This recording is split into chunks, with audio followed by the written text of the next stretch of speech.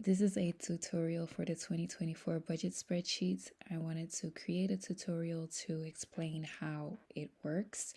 It's quite simple actually, but I just wanted to show in case anyone doesn't understand how to work with it. So over here we have the summary. This is the yearly overview. And here, once you filled in the months, you will get your data here. You'll get a yearly overview in like a donut graph or in a donut pie chart. And then over here, you'll see per month, for instance, what your total income was, or your total savings were, what your fixed expenses were, and what your variable expenses were. And that allows you to like have an overview of the past year and of 2024, but like at the end of 2024 it would be over the past year and what exactly you've done, what you spent, and maybe the areas that you need to be mindful of for the next year. So let's go to the months. Here you have January and it goes down all the way to December. And over here you have January. So let's say you have an income of 2,000 euros. You fill that in and it automatically fills in this upper part. So you do not have to change anything here. It gets filled automatically. And then this chart also shows how much money you have left, what your variable expenses are, and your savings. You don't have to do anything with this, but it's just an overview. Maybe you prefer a pie chart, so the pie chart will also show you exactly, or well, in percentages, what you've been spending and what you need to be mindful of. You might have a little extra income, like maybe you have a side hustle and you earned 300 euros, so let's put that there. Your total income for this month is 2,300 euros.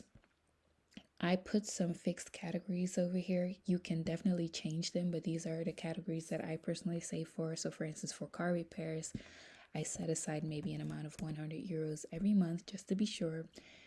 Emergency fund, let me just add like 150 to it for my future. Like let's say I want to buy a house someday, that's what I put 200 towards. Holidays maybe 100, and then house maintenance maybe every month I put in 50. Just an example. And over here we can see how much I saved in total for this month. And in this monthly overview, again, you can see exactly what has been what came in as income and what has been saved. So I'm left over with 1,700, but we're not done, because over here we have the fixed expenses, and these are also categories that I just put in there because I feel like almost everyone has these categories, but it could be that you don't have a gym membership, so you could change it if that's what you want. Or maybe you don't pay mortgage or rent, so you can just delete all of these things. If that, whatever you want to put there, you can put it there. So let's say for my car insurance, I pay 50 a month, gym membership like 20, health insurance, I don't know, 100, and so on. And as you can see, the chart here is changing, and it shows how much I've saved, how much I've spent, and how much is left over of the income. So I'm not filling all of this in, but it's just to give you an idea. Then we have the variable expenses, and it's the only category where we have a budget, because I think that's the only category you budget for. So let's say for dining out, I want to budget that I spend a maximum of 60 euros a month. And for like entertainment, let's say movies and stuff, 50 euros, gifts. I don't know, have a few birthdays coming up, so I'll say, let me 100 euros per month. And then we have all kinds of other things that are variable expenses, and they don't all need to have a budget, but it could be that there are some categories that you like to budget for. And then at the end of the month, I find out that what I actually spent on dining out was 80 euros instead of 60 euros. What you then get to see is the difference here of 20 euros minus 20 because, well, I spent too much. So I can see the difference over here, and it will be red if I spend too much, and it will be green if I stayed within budget. So let's say for entertainment, I only spent 35. That means I have 15 euros left of the budget that I had in mind for entertainment. Gifts, I ended up not spending as much as I thought I would, and I'm left with 35 euros.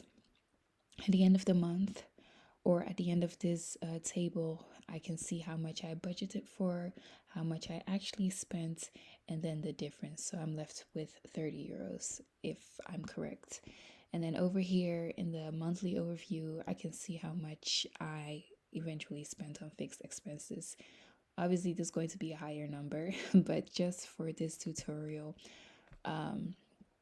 we're doing it this way, and I'm left over with 1,350 for the month of January.